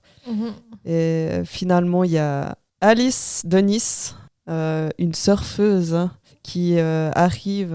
C'est Alexandra Lamy? Ouais, exactement. Putain, ouais, c'est ouais. vrai. Elle est dans ce film, elle est là, puis avant, elle est comme une sirène dans les rêves de Bryce. Ah oui, c'est juste, ouais. Ils avaient déjà fait Caméra Café, ou en tout cas, ils étaient... C'était un gars et une fille. Un gars et une fille. Caméra Café, un gars et une fille, je veux dire, pardon. Mais Oui, ils avaient déjà... C'était après, ouais. Ils étaient déjà en couple, Ouais. tout ça. C'était un gars et une fille, c'était avant. Ouais. D'ailleurs, je suis tombée en faisant des recherches sur Bryce Dallas. Du coup, j'ai un fil d'actualité qui est pourri maintenant. Ah merde. Et je suis tombée sur une interview de Jean Dujardin assez récente où il dit qu'il est en fait assez fier de ce film et puis il recommande les gens de retourner le voir. Je pense qu'il faut se mettre vraiment dans un mood que c'est un film absurde. Ouais. Il y avait une suite qui a été tournée en 2016, Bryce 3, parce que le 2, je l'ai cassé. Ah oui, ça me dit quelque chose.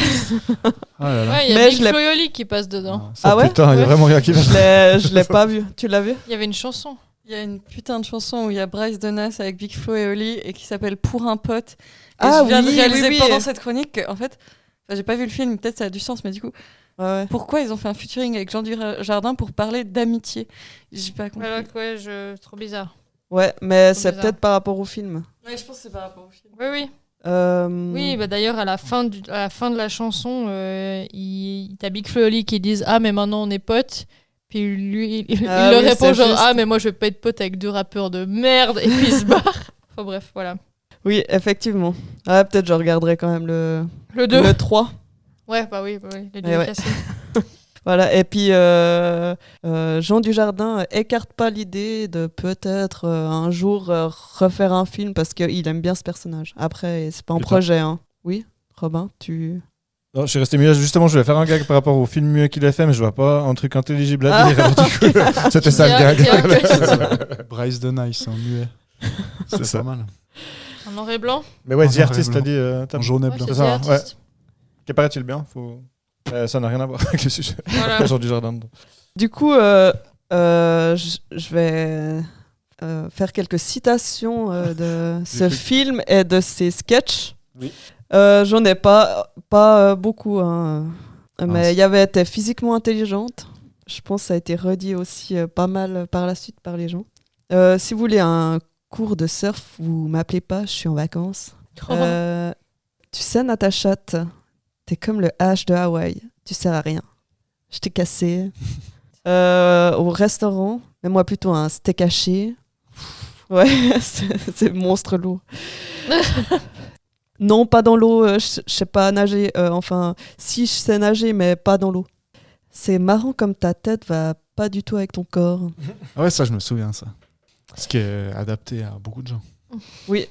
Ouais, je sais pas, pas beaucoup, mais parfois tu te dis ça, ouais. C'est vrai? Tu te dis ça que tu me regardes? Non.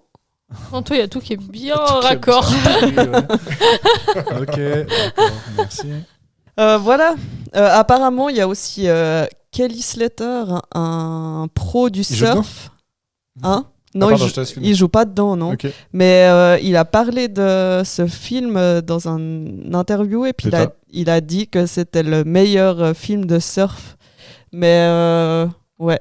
Nom de Dieu. Ouais. Est-ce qu'il regarde Kelly Slater regarde? Je sais pas s'il a vraiment regardé. Point Break. Putain. Je sais pas s'il a vraiment. C'est ce qui l'a inspiré.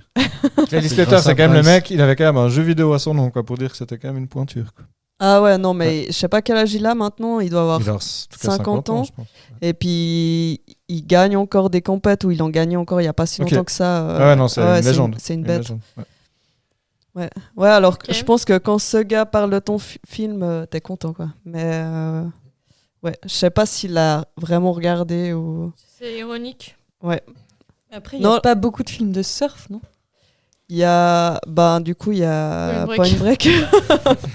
Mais il a quand même dû prendre quelques vagues dans la tronche dans sa carrière, donc je pense qu'il je pense peut-être pas tout son... Bon, après, le film se moquait un peu justement ces gars qui font genre c'est des surfeurs, mais en fait, ils vont jamais à l'eau. Ouais. Donc, c'est peut-être ça qu'il a aimé. Puis après, l'humour américain est aussi un peu différent, donc... Ouais, c'est vrai. Mais c'est vrai qu'il était drôle, il était sympa. C'était un peu... Parce que les surfeurs en France, ils n'ont pas aimé parce qu'ils n'ont pas compris que c'était justement... Se foutre de la gueule, pas des surfeurs, mais des gars qui se prennent pour des surfeurs et puis qui n'ont jamais mis leurs pieds à l'eau, quoi. Ce qu'il faut savoir, c'est que Rihanna, c'est une surfeuse, quoi. Donc elle, Break the Nice, elle l'a en travers de la gorge. Moi, je lui connais. C'est une surfeuse qui se mouille. Ouais. Je sais pas quoi dire là-dessus. Oh, je suis affligée. Rihanna de Catane. Effectivement, ça fait. Mais c'est pas ce film qui m'a donné envie de faire du surf. Non, c'est venu un peu. C'est pas une brique. T'attends la vague à Yvonne ou pas? J'attends pas la vague à Yvonne. Okay. Mais il y a déjà des gens qui ont surfé sur le. Je sais plus si c'est le lac de Neuchâtel ou. Je crois qu'il y a eu le. Alors, je sais qu'il y avait le lac de Constance. C'est possible. Ouais. Je sais que les rivières aussi, la Broye. Ouais, alors ça, les rivières, il y a, ouais. Mais sur le lac, c'est des petites vagues de merde qui sont juste faites par le vent. Mais. Du coup, c'est pas du tout intéressant de surfer. Non, mais... Les gens sont plus plaisir en kitesurf. On en connaît ouais, quelques-uns. C'est juste. Ouais, mais dans ces conditions-là, je pense que tu peux même plus faire du kite. Ouais. Parce qu'il faut vraiment qu'il y ait beaucoup. Ouais, devant pour qu'il y ait ces vagues. Pour espérer, ouais. Mais oui, il y a déjà des gens qui ont surfé dans les lacs en Suisse. Mais sinon, moi, je suis pas assez doué pour faire ça. C'est quand même des gars qui maîtrisent. Je dis des gars parce que c'était surtout des gars qui... Tu pourras nous faire un petit montage de Rihanna sur une vague à Nazaré, tu sais, ces vagues de 40 mètres. Ouais, c'est à fond, ouais. Il le fera au moins aussi bien que ces jingles, tu verras. Mais il peut plus faire des images, il a été banni. Ah oui, c'est ça. Non, l'IA, je peux pas pour les sons, mais j'ai encore Photoshop. Je peux ressortir mon vieux Photoshop. Ah putain, c'était un carnage. Hein. Je suis pas sûr que vous voulez vraiment qu'ils s'y remettent. Ça le canalise. T'avais encore quelque chose? Oui. Ah, okay. Je voulais encore finir sur quelques citations de Kaamelott quand même. J'ai rêvé qu'il y avait des scorpions qui voulaient me piquer. En plus, il y en avait un, il était mi-ours, mi-scorpion, mi-re-ours derrière. Ça, c'est Grudieu, le garde du corps d'Arthur. Oui. Moi, je m'en fous. Si on me force à y retourner, je retiens ma respiration jusqu'à qu'on arrête de me forcer à y retourner. C'est Simon Astier, non? Non, ça c'est son... je l'imaginerais assez, le frangin, c'est Yvain, le personnage. Qu'est-ce qui est petit et marron? Ah, marron. Oh, il est fort. Oh, merde. Bon, bah, j'ai perdu la bite au surf. Méfiez-vous des cons, il y en a qui vont beaucoup plus loin qu'on le pense. Ouais. C'est Guenièvre. Ouais. Oh, venez, on fait un jeu. Ça, c'est mais c'est clair, on va tout trouver. Bon, Clément, il lit. Moi, je lis. Je peux faire sans lire. Je peux... Attention, ton verre. Aïe, aïe, aïe, aïe, aïe. Oh là là là là. Aïe, aïe, aïe. Il attendait sa vague, il se l'est projeté. Heureusement. Je sais nager. Moi, je serais vous, je vous écouterais. Non, moi, je serais nous, je vous... Si moi, j'étais vous, je vous... Non, elle me fait chier, cette phrase. Alors, c'est qui? C'est qui, ça? Ça, c'est Perceval. Vous nous utilisez bon gré, mal gré pour arriver sur la fin. Ça, c'est Perceval aussi. Non, c'est Caradoc. Ah, merde. Si votre but, c'était de séduire les dames, fallait faire chevalier, c'est tout? Oui, je sais, mais j'ai plus son nom. Lance-le. Ouais. Ah, mais tu connais, toi? Non, j'ai juste dit ouais. J'entends que tu cherches un autre nom qu'on n'avait pas dit. Non, j'avais peut-être vu sinon. Non, moi, je crois qu'il faut que vous arrêtiez d'essayer de dire des trucs. Ça me fatigue déjà, et pour les autres, vous vous rendez pas compte de ce que c'est. Moi, quand vous faites ça, ça me fout une angoisse. Je pourrais vous tuer, je crois. De chagrin, hein. Je vous jure, c'est pas bien. Ah oui, c'est là, faut plus que vous parliez avec des gens. Ça, c'est Arthur Perceval. Oui, absolument. Oui, exactement. C'est dingue cette histoire. C'est pas parce que vous faites des tartes pour des petits-enfants qui n'existent pas que je dois les emmener à la pêche. Ça, c'est le beau-père. Ah, m'adresse pas la parole, hérétique démon. Excusez-moi, pour moi, les femmes, j'aime pas ça, c'est de la saloperie. Elise Moon. Je sais plus comment il s'appelle. Ouais, il a pas de nom. J'irai me coucher quand vous m'aurez juré qu'il n'y a pas dans cette forêt d'animal plus dangereux que le lapin adulte. Oui. C'est Bort, ouais. C'est juste. Non, je suis désolée, moi je peux pas faire une légende avec un fakir qui enroule sa bite sur un bâton. C'est pas le script, ça? C'est le script. Ouais, exactement. C'est le Père Blaise. Père Blaise. Hein. De toute façon, dans votre bled, on peut pas faire 3 pas sans tomber sur un site magique. Alors s'il fallait sauter par-dessus à chaque fois... C'est Merlin qui dit ça? Je sais plus si c'est la reine ou si c'est le beau-père. Non. Le roi? Non. Alors c'est la belle-mère. Ouais, exactement. Ça, ouais. Comment ça s'appelle? Célie.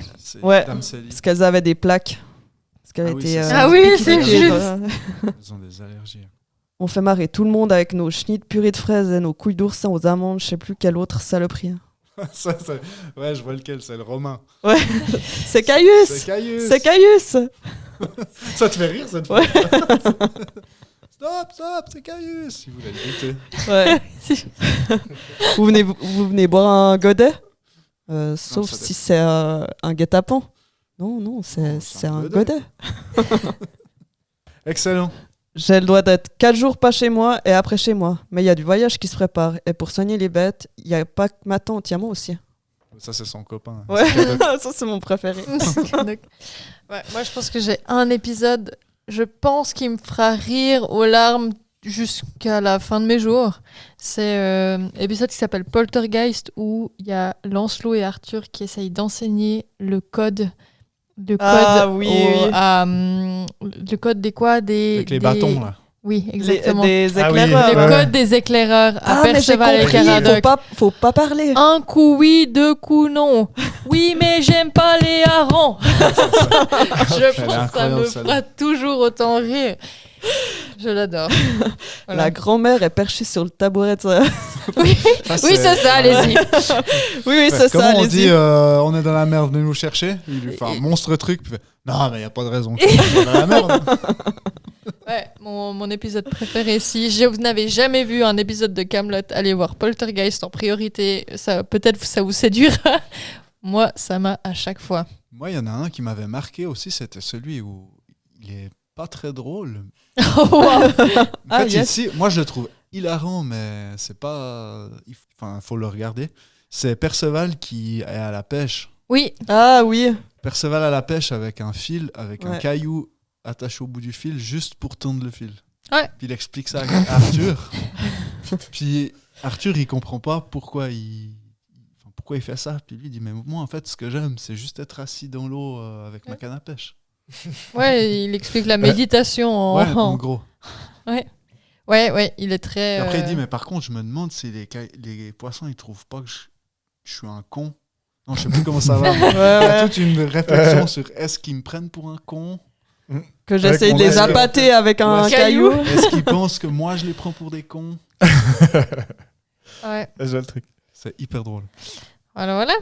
Mais tous les épisodes sont drôles. Non, tout Kaamelott, recommandation ultime. Vous pouvez pas passer à côté de ça. Après, je connais des gens qui disent que ils ont pas croché, mais...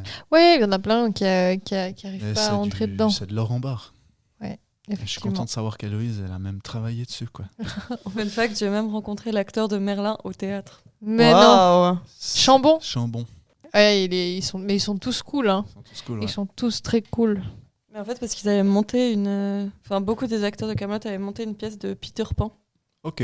Et du Ah coup, oui, ouais. Et du coup, j'étais allée la voir et puis on a pris une photo avec lui. Moi, j'avais vu qu'ils étaient aussi à cette manif... ce machin de geek, là. Oui, un festival, je sais pas Polymanga. Polymanga. Ouais. Ils étaient à Polymanga cette année. Ouais, il y avait l'an pas... dernier, il y avait 2 acteurs qui ouais. sont venus faire des Je signations. sais pas si c'était Merlin et Caradoc ou un truc comme ça.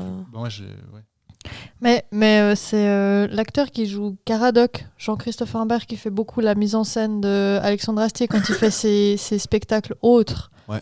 L'exoconférence et tutti quanti, ils travaillent beaucoup ensemble. Et pour la petite histoire, Réan, ton copain qui fait Cadoc, il a un podcast ou une chaîne YouTube où il fait des trucs de cuisine. Ok. Ouais, mais c'est un peu en mode interview, c'est un peu comme Monsieur Poulpe qui faisait les recettes pompées. Ouais, mais il se bourre la gueule Sauf aussi qu'il se bourre pas. Ah, Mais j'ai jamais regardé. Ouais, j'aimerais qu'il les fasse en ouais, ta gueule. Qu'il les fasse en personnage de Cadoc. La diffesse. Putain. Tu m'étonnes que vous aviez de la peine à l'école, les deux. Ouais, c'était ça. C'était vraiment ça tout le long. On s'en sortait, hein. Yes, merci Réan, merci à tous. On rappelle juste la pièce de théâtre. C'est Acquitté ou l'apologie revisitée. Mais si vous tapez Acquitté, vous allez trouver parce que la metteuse en scène a décidé de mettre un beaucoup trop long et chiant. Pas de souci. Et puis votre page Insta, c'est la troupe du Pritané. Ça s'écrit avec Y et E. On retrouvera. On va s'en sortir. Et puis on vous mettra les liens dans la description, etc. Voilà. Tu pourrais peut-être aller au Théâtre des Os, Héloïse, côté fribourgeois. Tu pourrais inviter Merlin. Ça te permettrait d'avoir chambon à l'os. Oh là là là Je vous là. laisse. Putain, ça allait tellement loin. Allez. Ciao Robin. Merci à tous. Merci de Ouais, nous merci. écouter. C'est Gros cool. bisous, à bientôt. À Likez, bientôt. partagez, on vous aime. Ciao, ciao. Bye.